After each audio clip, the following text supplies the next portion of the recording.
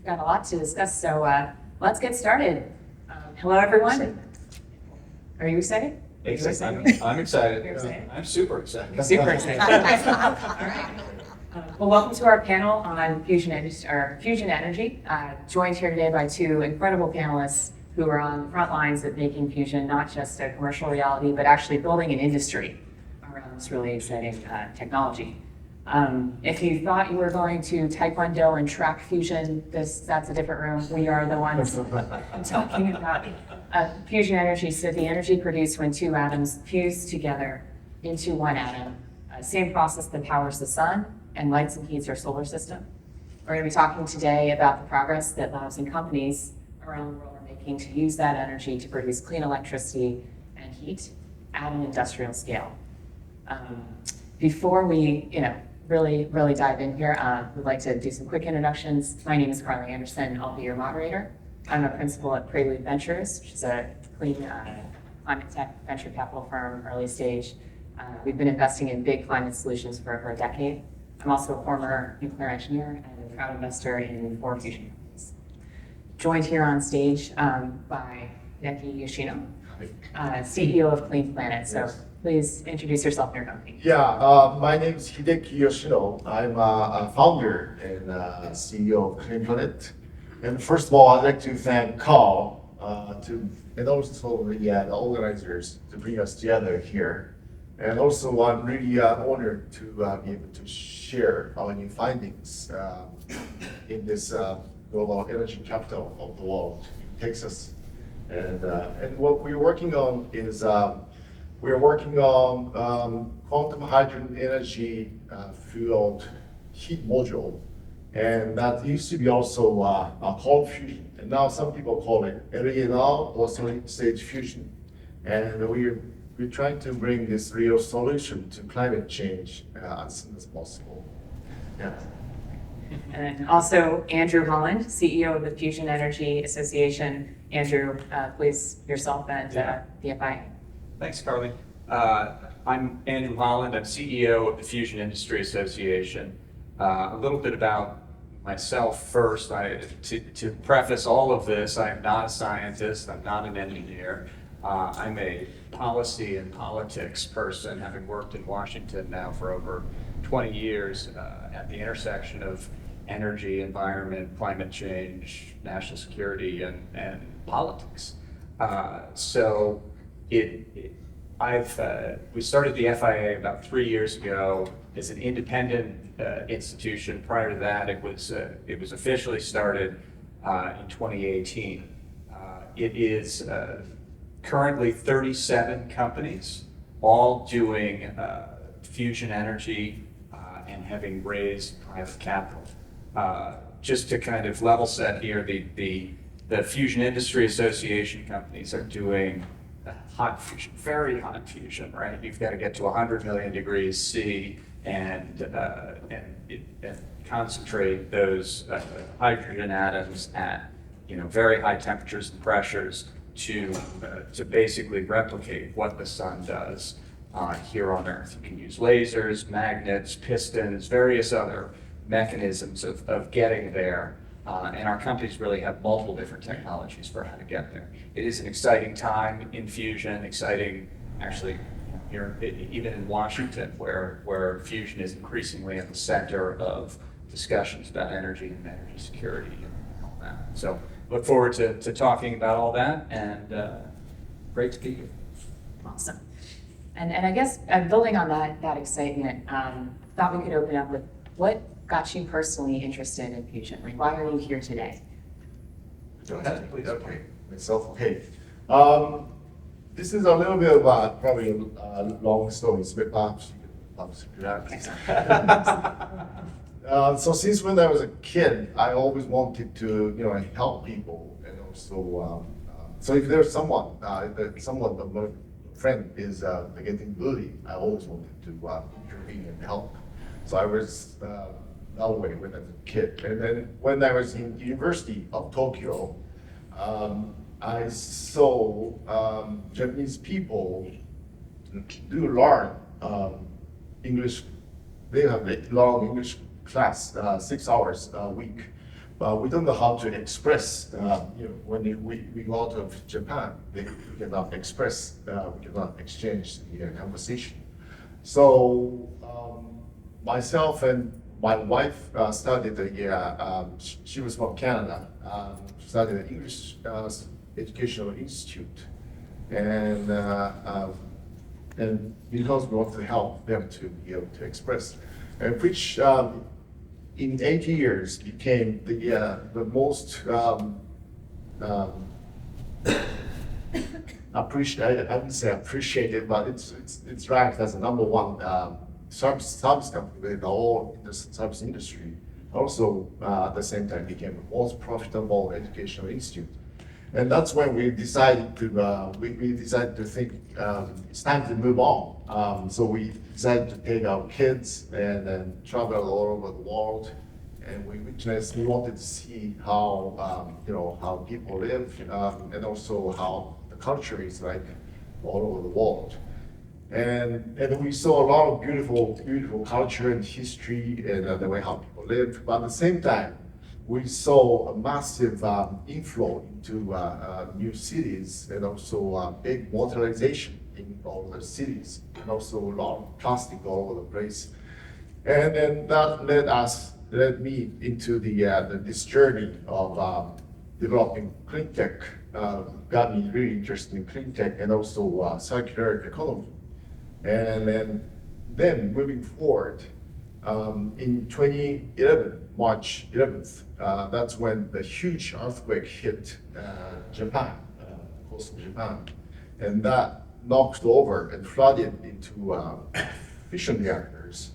And although nobody died directly from the accident, there was a lot of fear within the people in Tokyo and all eastern side of Japan, and mothers are getting clean vegetables and water from western side of Japan, and also even my sister and my mother took a little Prius to drive 500 kilometers to Kyoto, to the west.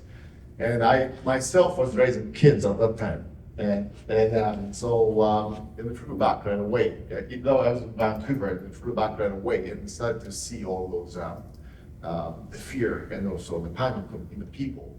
Then that's when I decided to get on this journey of the search of the new, gentle, clean, safe energy.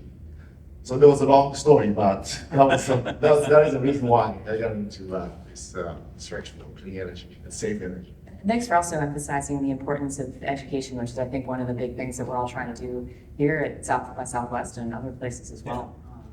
So, yeah, with that, Andrew, maybe a little different story. Yeah, different story, but also mission driven.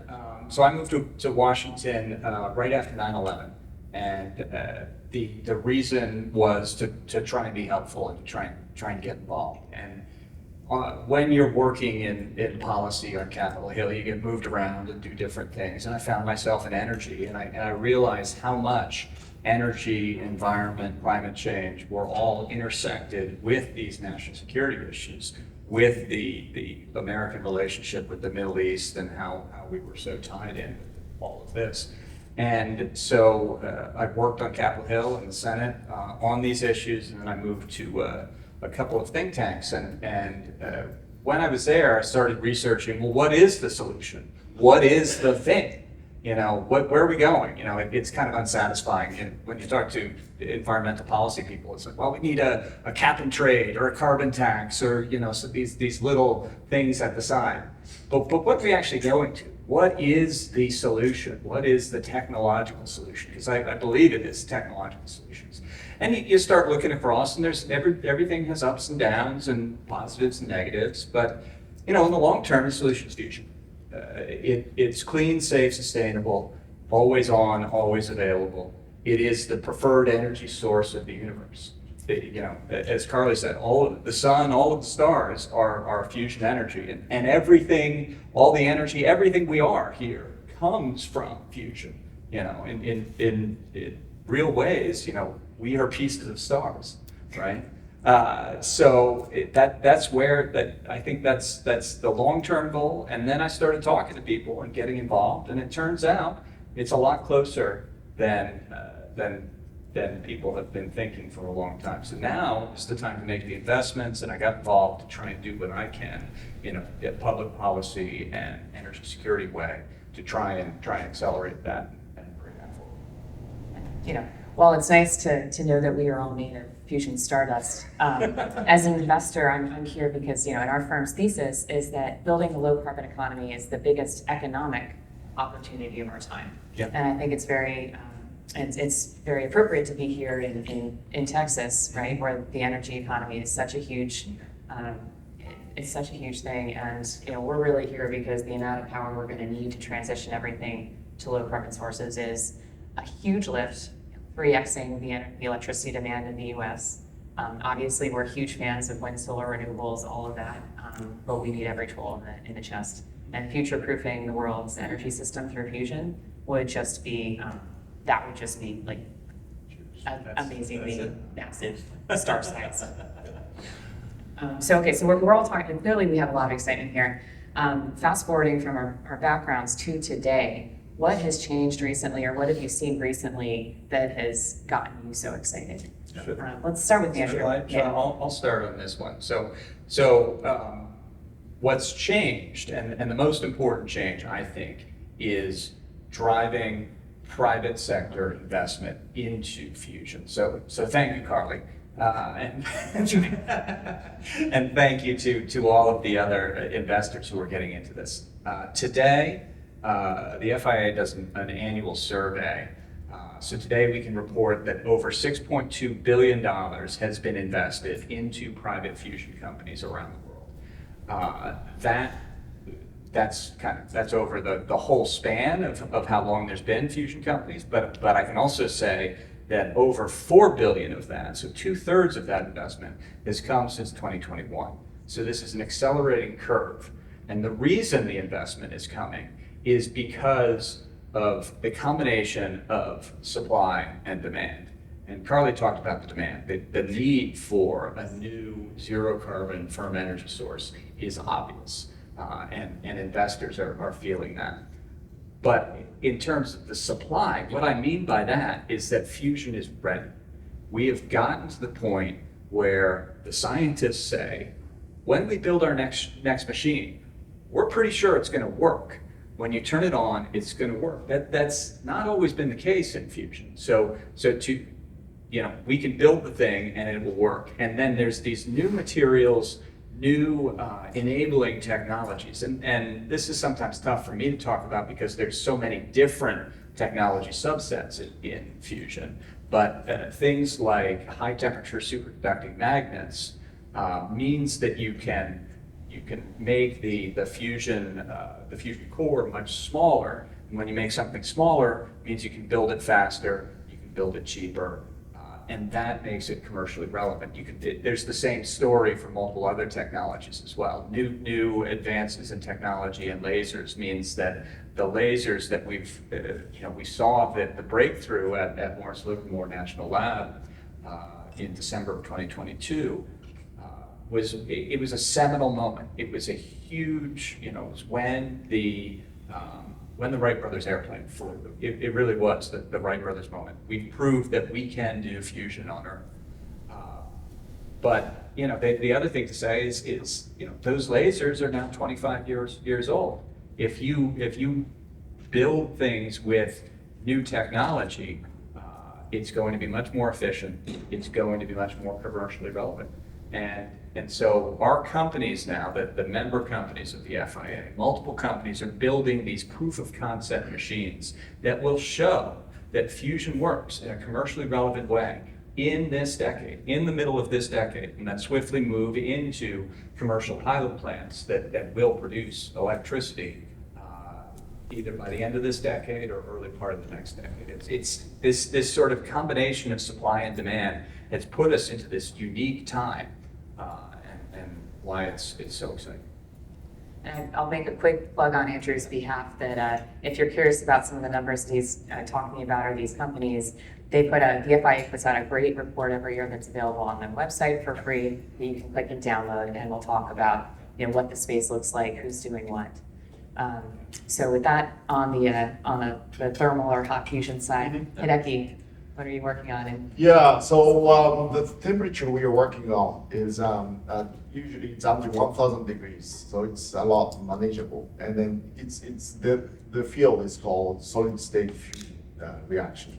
And in our field, one of the biggest excitement was the announcement from Alpha E, which is a part of the Department of Energy. And they have granted $10 million into 8 top universities in Japan, I mean in the States, such as MIT or Stanford. And their purpose of this program is to find out if this low energy nuclear reaction can be the transformative carbon-free energy. And yeah, it'll be really exciting to see how it's gonna work out. And also on our side, one of that's actually happened last week, right before I came here. One of our scientists from Tohoku University, his paper was accepted by Japanese Journal of Applied Physics, the 42 pages journal, which is like a peer review, and it took us. It's our 10th year at Tohoku University and the Research Joint Center. So that was a huge news for us, excitement. And also in Japan, in the fusion industry, so originally Japanese government was not really was not keeping up with the speed of the US or UK. And then, but last year, Kishida cabinet decided to wanted to catch up with the speed of US UK. And so there was a really big government commitment into the fusion community, and a lot of support was announced, and also some public funding, which was about it's not as big as the U.S. public funding, but it's about $100 million. And also in the private sector, there was about $200 million of investment in 4 or 5 new ventures, and then every day when you open newspaper, there's something about fusion, whether it's hot or cold. So so everybody knows what fusion is going to be like, is about, and also they're really excited. It's not just a dream, right? It's just coming to reality. So that is what's excitement for the last one. Yeah. And I think going back to one of the things Andrew said that was exciting at the beginning, for us, one of the things that catalyzed Prelude's first investment into fusion was that experiment that was done at the National Ignition Facility in Livermore, California, where for the first time they told us, okay, we are going to achieve ignition, or the point where enough fusion reactions happen that you get more energy out than in. They knew what their fuel looked like, and they said this is going to happen, and it did. And so now that cleared up the mystery of, if we achieve these temperatures and pressures, will it actually work, or are we just, this is something we think will happen? Now it's like, okay, no. and they've done it several times since. I think they're up to 5, more than 4 successful shots. It's now replicable, right? It's really cool. And so for us as an investor, that was an exciting moment, because it's like, okay, we at least this huge, oh my gosh, is this even possible, was resolved, and it became more of an engineering, or there are more engineering challenges to work on there. So that was huge for me. I guess, speaking about investment, and I think we've mentioned a couple of times this really important transition from early stage research funding, primarily by the public sector. I'm extremely proud to live in a country where the DOE funds a lot of this early stage effort through the Advanced Research Projects in Energy, ARPA-E program, and others. Now we're starting to see, with experiments like NIF and some of the work that's been done in Germany at W7X and in other national labs and research centers in Japan and around the world, it's transitioning to more private investment. Andrew, I know you talked about that a little bit before, but can you speak to some of the other initiatives out there, or how do we go from the tens of millions of dollars in government funding to? Well, I mean, this is an important point, because for fusion research has been ongoing since the 1950s. this is, and it's always been challenging since the 1950s. So in fact, if you go back, if you look at history, back in the post, we've all seen Oppenheimer now, and so the post-Oppenheimer era, and many of the same people were working on fusion, and they assumed it would be kind of the next step right after nuclear energy, pretty soon after, and then it turned out to be a lot harder. Plasma physics, you had to create a whole new area of physics in plasma physics, and so they started getting into it, and then the United States, working with the UK, actually opened up their books with the Soviet Union. And so there's a long history of international cooperation at the government levels on fusion energy research, dating back to the late 1950s, 1958, and then since then, governments have been working together in a pretty cooperative way around the world. Let me give you a couple of numbers here to kind of give a level set of where things are. So just yesterday, you may have seen Congress pass the funding bill for 2024.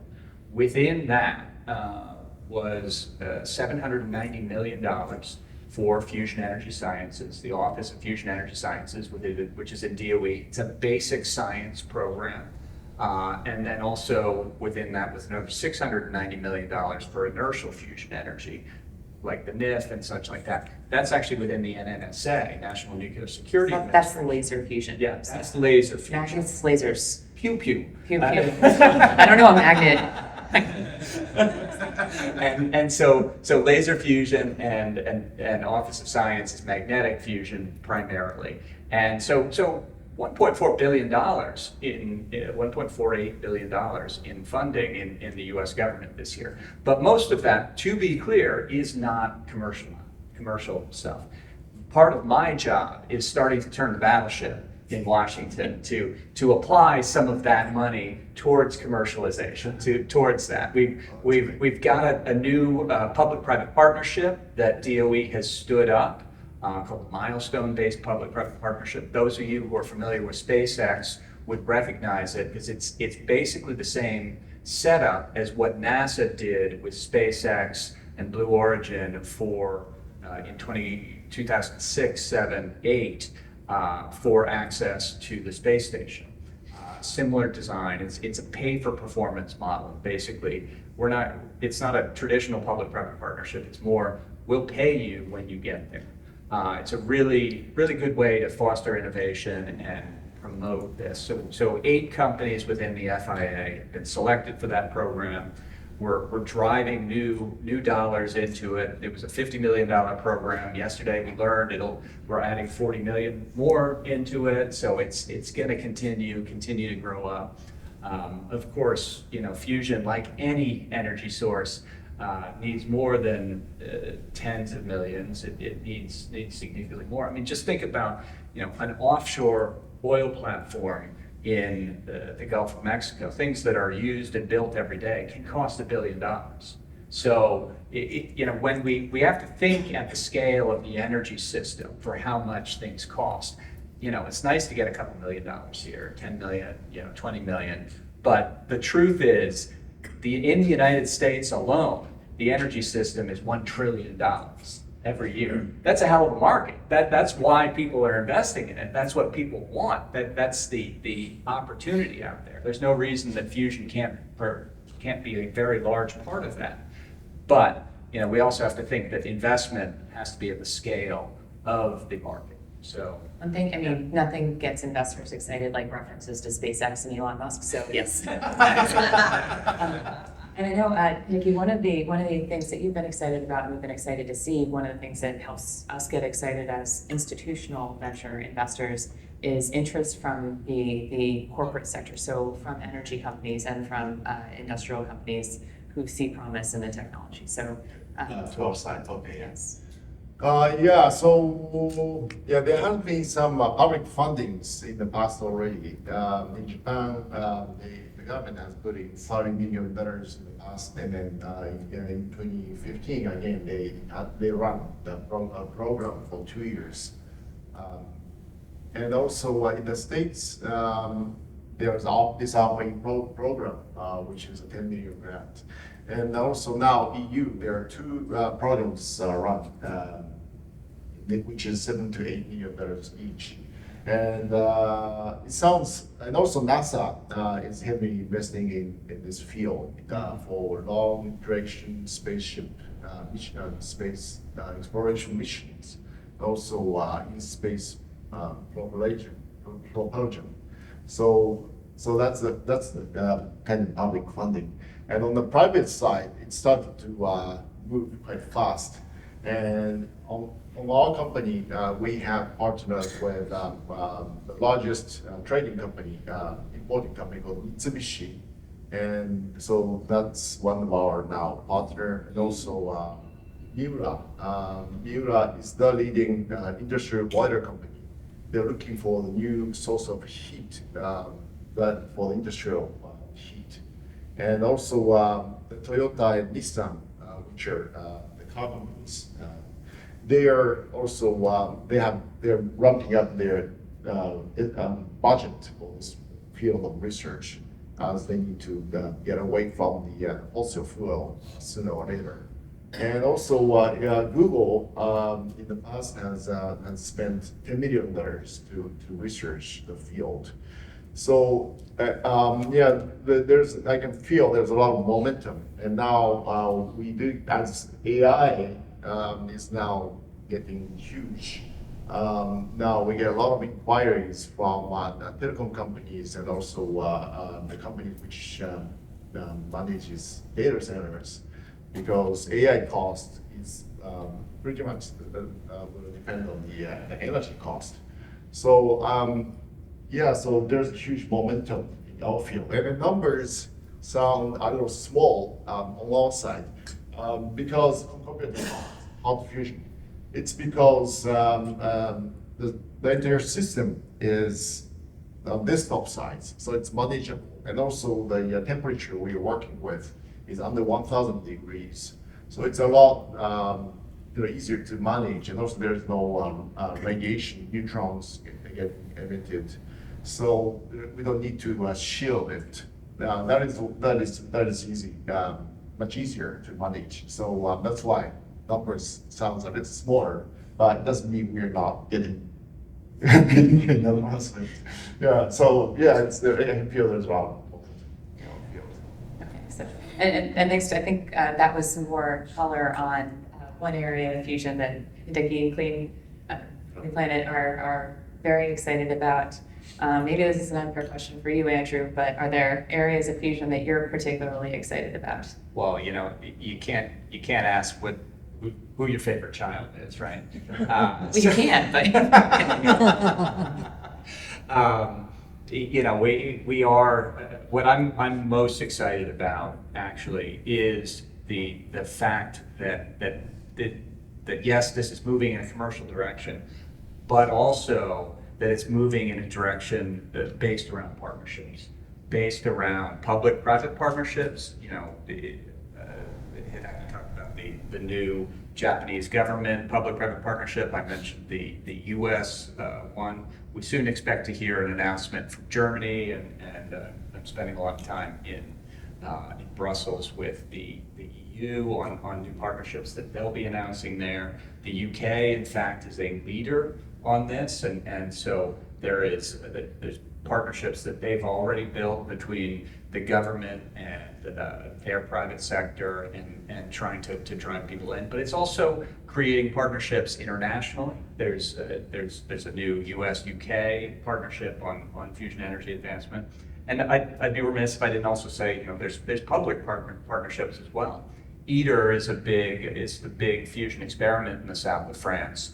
And it is 30 nations working together, including, China, Russia, the United States, Japan. I think it's the only place left in the world where the United States and Russia at a government and to government level are actually working together. So there's real opportunities here, and doing it in partnership is the way you have to do it, because, if I haven't said it before, fusion is hard, fusion is hard, fusion is hard. So you should always be skeptical of results. You should always be skeptical because it's always been hard. It's always going to be hard.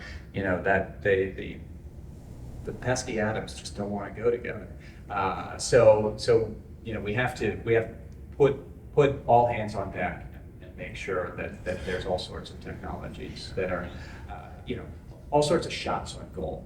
You know, when I say there's 37 member companies of the FIA, they range in size and scale, but they're all, that's 37 shots on goal. You start adding in other technologies out there, that's shots on goal. They may be from different places, they may be from further out, you know, but the more shots you take, the more opportunities you have to get. And I love that emphasizing that like fusion is hard, Yeah. and there are a lot of hard things that we have done before that were absolutely worth it. Yeah. From Yeah. SpaceX to Human Genome Project to you know, getting a vaccine for COVID in a very short amount of time, a very concerted effort. I guess just to round out, you know, things that the areas that I'm interested in as an investor are areas where we can see a path to low cost energy, and so. You know, the areas that we've invested in, I'm going to plug Exmor Energy and Theia Energy are two Prelude investments, were made because we've seen in those cases the conditions for fusion verified. So, okay, if you hit these conditions, it will happen. So then it becomes about how are you going to meet those conditions. In both of those two cases, there is a breakthrough either in laser technology or in magnet fabrication and design that should allow you to build these components much cheaper than they were built for the experiments that prove that fusion would work. So the National Ignition Facility, Theia Energy is a Stellarator fusion company, which is similar to the tokamak, which is like the donut that ITER is building, that Commonwealth Fusion Systems, another great fusion company, is building. Looks more like a crawler, so it's twisty. Yeah, Stellarator's are twisty. I'm going to stop there because you can go. That's right. It's the best way to say it. It's a yeah, I like donuts. You know. So I would encourage you all to look up the videos online of the different fusion companies' designs because they're all amazing and some of them are crazy and they're all very fun. But we're looking for demonstrated science results, and we're looking for a path to this actually being economically relevant for us. Anything to add for you on things that you're most excited about or interested in, areas within fusion? Yeah, myself. Okay. I think we talked about it a little bit. Yeah, okay. Yeah, there are a lot of solutions. I think there's a lot of room that we need to fill. And so there are a lot of players needs to work together to make it happen. And also the supply chain and also the manufacturing needs to be collaboratively, nationally. And I think in Japan there's some unique technologies, like such as advanced nanoflow and also high temperature superconductor wire. Yeah. What was some people working on diverter. And so I think it's a collective effort to make it happen, and that's the way how we can solve this climate change together. Yes. Thanks for mentioning the high temperature superconducting wire, HTS wire. That's been one of the big innovations really driving fusion research. I know there's a company here in Texas that is trying to scale up production of this new material, which not just for fusion but for electrical transmission, being able to move energy with no losses across distances and like a lot of energy in a small package. Yeah. And medical devices as well. That's really one of the best examples here that, when we're talking about fusion, of course, it's the long-term promise of an always available energy source forever. But there's also, things are going to happen along the way as well. Maddox, who you were talking about, I think, and the other HTS companies, A lot of which are in Japan. Yeah, a lot of which are in Japan. Seen it The key is that fusion enabled this because it was they were willing to pay the high costs. But when you pay a high cost, that enables the scale up of manufacturing. And once you get scale, then you can drive costs down. And that has that commercial pathway. And so So then there's all these other markets that open up, lossless transmission and all the really cool things you can do.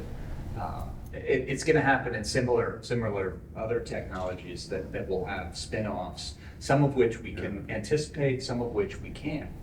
So when you have a whole new industry come out, there's really exciting new technologies. Well, I guess here's everybody's warning that we will be moving to Q&A shortly. So start thinking of your questions. Yeah. But I'm going to try to preempt that with one that I know we always get, which is when? When are we going to get fusion energy? Maybe Andrew, let's start with you. Yeah. So we always ask this. Carly nicely mentioned our annual survey. So our annual report of the state of the fusion industry.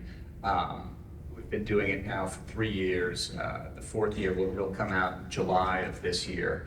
So we always ask our companies, when do you expect to see fusion electricity on the grid?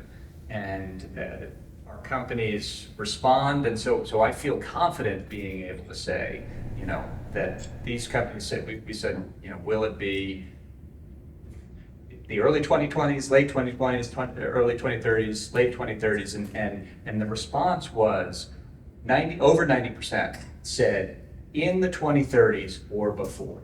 So that's a really significant thing to say, that you can get in the next decade, you can get all of the milestones that get you to fusion electricity on the grid in the 2030s. And the vast majority of them said from the early 2030s, the first half of the 2030s or before. Another data point, though, that I'd give is one of our member companies, Helion Energy, has signed a power purchase agreement with Microsoft to provide 50 megawatts of fusion electricity in 2028.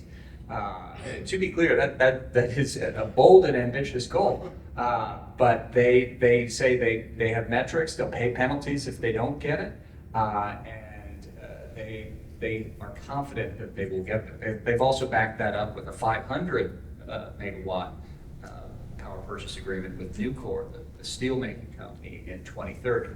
So these companies are confident, increasingly confident, that we'll get there.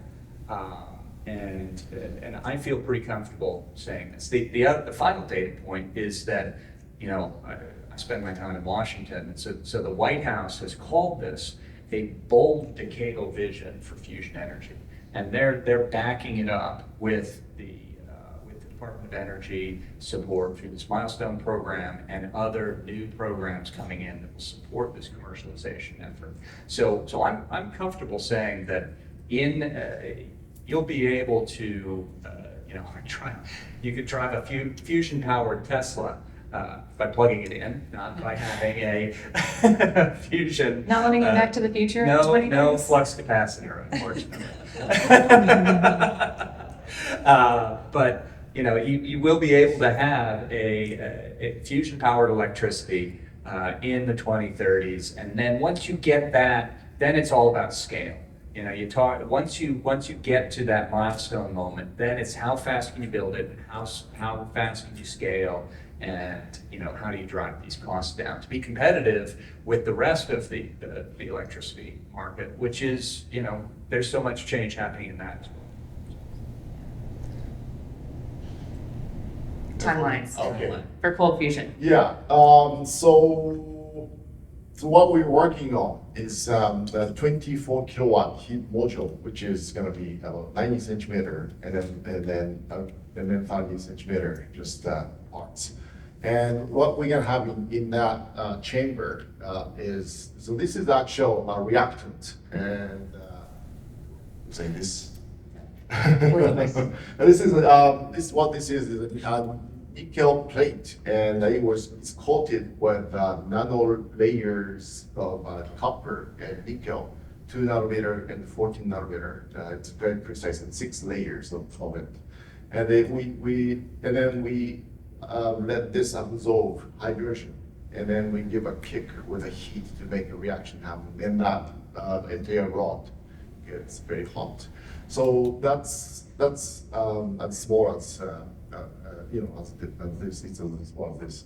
So it's not going to take too long to build the entire facility, and we're trying to complete this modular prototype in a few years, I would say.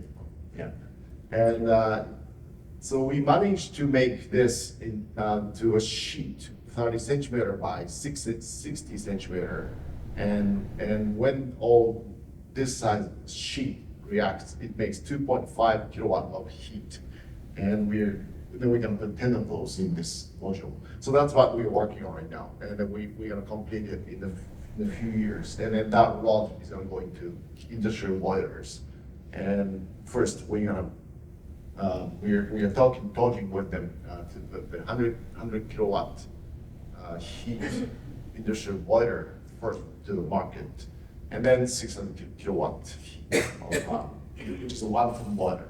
It's the industrial.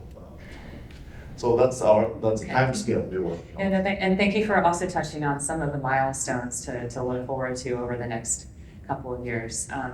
Andrew, any other milestones that people should be watching out for? Yeah. So this isn't just like you snap your fingers, right? You know, you have to build things and get there. So things that will be built over these coming years.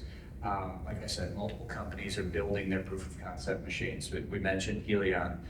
Carly mentioned Commonwealth Fusion Systems is building a tokamak in Devens, Massachusetts, about an hour outside of Boston.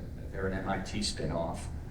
They expect that to turn on and be moving in the mid-2020s, and showing results soon after that. They anticipate publishing them and putting them out. So we'll see things there. I can also say TAE Technologies in Southern California is starting to build their next generation machine they call Copernicus. It will do that. Their goal is a break-even fusion energy machine as well. And multiple others are moving in this same pathway. So expect to see. I was with somebody who said, we'll know in the next 3 to 4 or 5 years. Does this dog hunt? Does this work? That went a different direction than I was expecting. Does the dog hunt? And then if does the dog hunt? And I said, I'm pretty convinced, but he said, we'll know, and investors will know, and energy companies will know.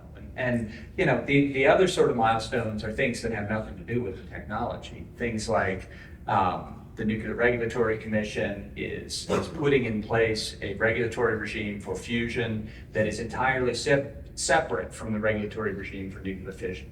This is really important because it means that we can scale and we can iterate without having to go back to the NRC every single time. I spend a lot of my time on this. It's things like siting, and I talked about partnerships. One of our companies just announced the site of their next machine in partnership with Tennessee Valley Authority, TVA, at an old coal power plant that they've closed. So it'll have the same infrastructure and resources as a coal power plant that's closed, but it'll be doing fusion. So why not turn off the old dirty coal burning and replace it with clean, safe, sustainable fusion energy? Yeah, It's exciting. Repurposing coal plants. Yeah. Is one huge challenge. Yeah. You've got the workforce of trained energy professionals, you've got the interconnection tie-in, you've got access by road and rail many times, that seems like a no-brainer. So, and what is that, like 200 gigawatts of power scheduled to retire? Yeah, exactly. Yeah. So it's like there's this downward curve. So you gotta replace it with something. And if you don't replace it with clean, sustainable energy, it'll be gas. Yeah. So between coal plants and data centers and industrial heat decarbonization, we talked a little bit about that. Yeah. Even just within the US, there's a lot of exciting points where people are working on the commercial side. Yeah. I think with that, and I see a gentleman already standing up, if you'd like to go to the microphone in the middle of the room, I'll be happy to take any questions. Thanks to Carl, Becky, and Andrew for the panel. Very encouraging to hear perhaps also the scale of private investment I'm coming from London. I should probably give a shout out to First Light Fusion. Yeah, great. But my question was going to be, whilst there's a lot of private money going in, clearly the support of the public sector is hugely important. Without inviting you to make any political comments, is there any sense of kind of pausing or worried about potential change of administration, given that Ira's been such a big support to their transition? It's a good question, and I've gotten it a lot recently. No, fusion is a tremendously bipartisan thing here in the United States, and actually in the UK as well. We've been able to put together and help support the growth of a fusion caucus in Congress. It has over 90 members of Congress. The co-chairs are 2 Republicans, 2 Democrats. One of the Republicans is Chuck Fleischman, who's from Eastern Tennessee, which is important there, but also the really important thing is he's the chairman of the Energy Appropriations Committee. So, we friends in high places is a good thing, right? So there's a lot of bipartisan interest and support here. And I can also report that, during the Trump administration, a lot of the stuff that has come to fruition now in the Department of Energy was started by, I'll give the shout out to the Undersecretary for Science, Paul DeBar, in the Trump administration. DOE was able to kind of start the train down the tracks on all of these things. So I'm confident there's strong bipartisan support and interest in fusion. By the way, it's really important that it remains bipartisan. It's really important that this doesn't become a partisan political process. So I'm confident in that. I come out of Republican politics myself. I work for Republicans in Congress. Thank you.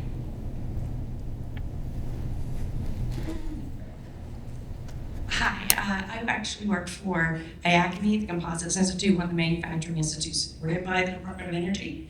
But I also live within 1 mile of the coal plant that you're discussing that was just shut down for coal and has been slated for fusion. Great. So it's very exciting. Yeah. I think when it's in your backyard, it does have another level of what don't I know, especially as we watch the coal ash spills not far from where we are, downriver and so forth. So what can I tell my neighbors, my kids, in terms of how this is safe, clean, Yes. how we don't need to worry about this? Yes. Really Environmental important. perspective. Yeah, really important question. Yeah. Because we not only do we have to say it's safe, clean, and sustainable, we actually have to go out and show your work and show where it is. And so first of all, for that one in particular plant, it's not going to be an energy producing plant right yet. So it won't be full scale and it won't have everything. But let's assume it did. And because that's an important thing to say. So when a fusion power plant is running under usual conditions, everyday conditions, producing electricity, it is 2 isotopes of hydrogen is the traditional way of doing it. One is deuterium, which is heavy water. It is hydrogen 2, and the other is tritium. Now tritium is a radioactive gas. And you want to keep very strong controls over it because it is radioactive. You don't want it to get into the environment. If it coalesces with water, it can get into the water systems. You don't want that. So fortunately, scientists, commercial people have been working with tritium for decades. Exit sites have tritium in them. So we know that we know how to do this, we know how to do it safely. Doesn't mean you can just do it. You have to actually do the work to make it safe. But we're confident that we can make it safe. And so that's number one, is you have to be able to control your fuel. Number 2 is when it's on, it's producing a lot of neutrons, right? So it's a highly neutronic experiment. The neutron is it's radiation. So the the thing is that we also know how to control radiation. It's such technologies as concrete and water. You know, this is stuff that we know how to do. I mentioned the NRC. The NRC is very good at regulating this and making sure that companies are able to do it. So when it's operating normally, the only thing you'll see coming out will be steam, and the only pollutant, not even pollutant, is helium. Right? And so it will capture the neutrons in the blanket, and any stray neutrons will go into the shielding. When a so-called off-normal event happens, an off-normal event means an accident, what happens is that fusion takes place in a vacuum instead of under pressure. A nuclear power plant is under pressure, so it explodes if things go all really bad. A fusion power plant is in a vacuum, so it implodes. So if there's like the worst possible thing that could happen is air rushes in. That helps to protect this. But you're also limited by the total amount of radiation within the chamber itself, which is always going to be quite low. So when we went to the NRC and kind of put forward our statement on what this all would look like, they said, yes, this looks right. It says there is no impact, even in the worst event possible. There's no impact off-site. You still have to protect people working on the site, and so you're going to have to do that worker protections and be serious about that. But off-site, there's no impact even in a significant accident. So thanks for the question. I hope I didn't go too far down a long pathway. Yeah. I think you're good. Hi, well, I'm Carl Page. I'm a big fan of research in all kinds of atomic energy that are new. And a couple of things I've noticed. One is upcoming in April, we're having an eclipse. And the solar observatories, there's 2 space probes out near the sun, one from Europe and one from the United States, that are going to be studying that. And the reason that's relevant is we don't really understand how the sun works, and it's corona, and there's a lot to learn there. And our models don't match what happens on the sun very well at all. That gives me great confidence for investors in fusion, because we're going to keep learning by doing. And there's a lot of known unknowns. Similarly, our planet has a heat source inside of it, and perhaps a source of hydrogen and helium of different isotopes. That totally doesn't make sense. So the known unknowns when we explore this territory reveal a lot. As an investor, I also want to see the companies I invest in get to cash flow positive. And energy is a commodity. Who wants to make that anyway? But there's a lot of fusion companies that have side products that come sooner. Maybe space drives, maybe medical isotopes, maybe remediation of radioactive substances. I guess I'd love to hear a few little stories about what side products might get some of these companies to cash flow positive sooner than trying to beat the coal guys making electrons for the grid. Yeah. It's a great question, and as a preview, Harley's going to be moderating a panel at the Fusion Industry Association conference on exactly this point. And so we've got 4 companies on that who are talking about some of their side products. I think you mentioned the big ones, space, medical isotope production, other medical activities, so using beams. What else would I mention? Process heat is an important area that's challenging somewhat for fusion to do, but we have a couple of companies that are looking at process heat. Interesting one, how about this one? Maritime propulsion. We talk about space propulsion, but it turns out you can put a fusion power plant, and a pretty big one, because there's big ships, and that decarbonizes, what is it, 2 or 3% of global energy. Global emissions are on international trade. I would actually jump one level deeper too and say that there are obviously also component level things that could be sold lasers, defense. You don't have to think too hard about how that can go. Yeah. There are also fusion companies who are, for instance, buying up capacitor supply chains, so power components and electronics. So we could see some really interesting innovations in that sector as well. Optics, there are people doing new things in optics that could become side projects. Non-destructive testing, so using potentially neutrons. Neutrons are bad in some cases and very good in other cases. Or looking at light things, so hydrogen or carbon that are crept into cement that might cause a bridge failure, for instance.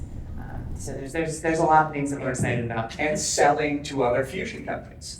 So Commonwealth Fusion has created a magnet factory. They're going to sell their magnets to other fusion companies. Theia is talking about creating a tritium facility and selling tritium as fuel to other fusion companies. So.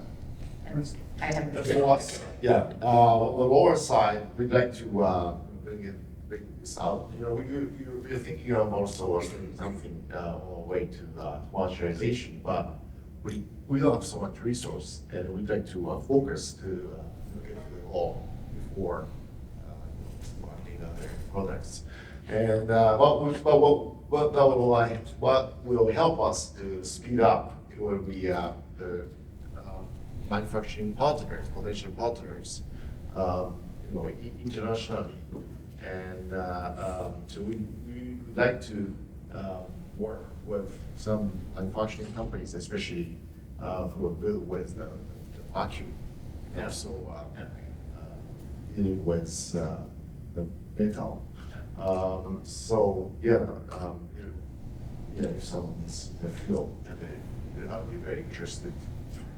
No, we're running out of time, but let's see if we can get through another question or two. Sure. So thank you for giving us an insight of what's happening in the fusion industry right now. Full disclosure, I am a pro trawler, very much a fan. But I'm a cybersecurity professional. I've been in this space for over 20 years now. You probably guess what I'm going to ask. The various industries that I have watched over time retroactively adopt cybersecurity concepts and technologies in order to protect them are fairly sizable.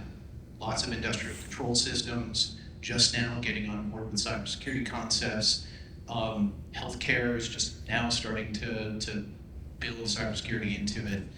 What kinds of things are you doing now in order to make sure that cybersecurity is a native part of fusion energy, so that way we don't have to go through that awkward process of retroactive application? Sometimes it's challenging for me and for us in the fusion industry, our long-time relationship with nuclear weapons. On this, it's not challenging because because there is a long-time relationship, because at Lawrence Livermore National Lab is where the breakthrough happened. I can tell you those codes are there. That's the highest guarded secrets in the United States. And so there is a long history of people within the industry knowing the value of protecting us.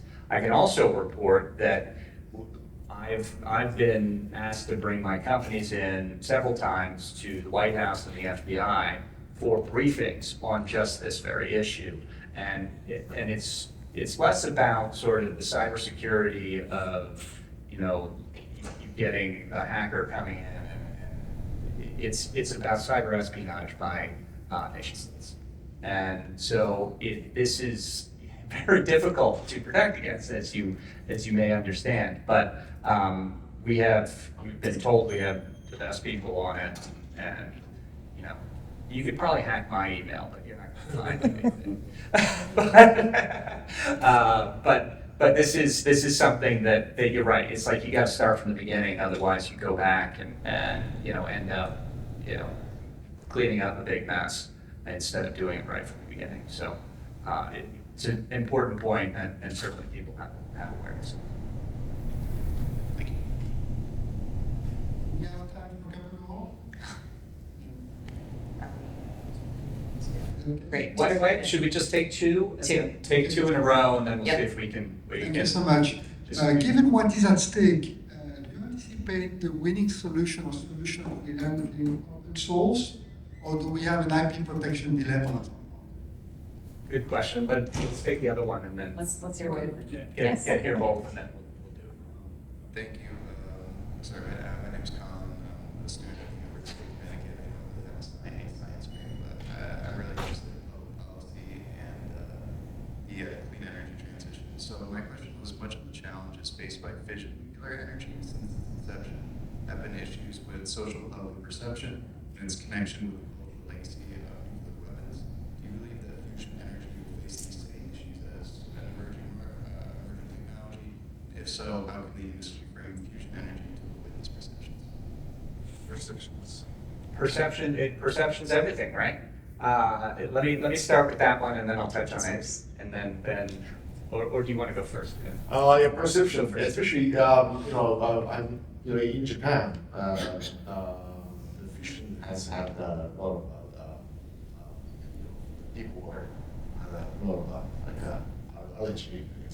But now it's changing as people get I think more information about the security and then about in Fukushima that was more like a design issue, management issue rather than actual. There was no issue with the fusion itself. So I think it's just the perception that needs to be told and also in that sense educated. And in terms of fusion, there's it's a lot easier to I think spread the information because it's inherently it's safe because it's not a chain reaction. And also, it doesn't make any radioactive waste. So I would think it's a lot easier to change because to keep the perception of fusion is the green energy. But you have to do the work. And the companies know this, the governments know this.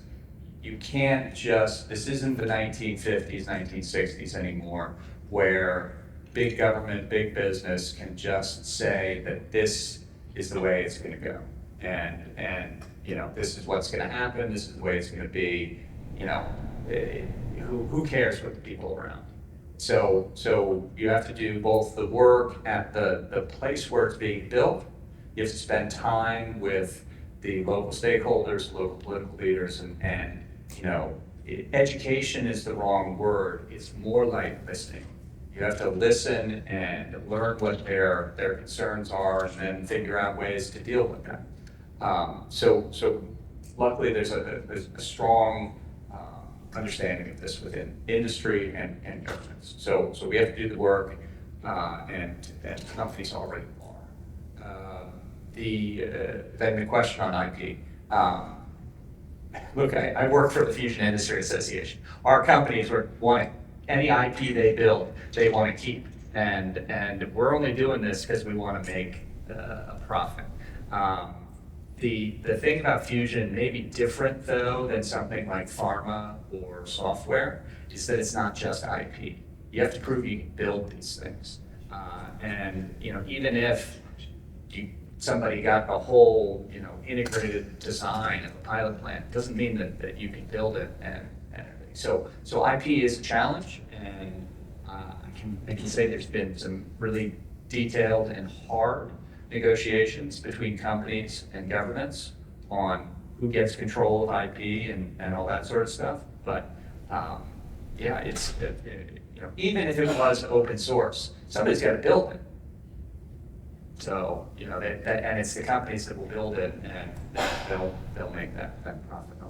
It's a balance for us too as investors who want to be able to understand and know what's going on, and also have confidence that designs have been vetted. We're not investing in vaporware, right? Yeah. So there's a difference between having other scientists review your calculations, your codes, things like that, and knowing how you wound that magnet and like what conditions you helped it, you did the alloying, right? That give you an advantage in actually producing it.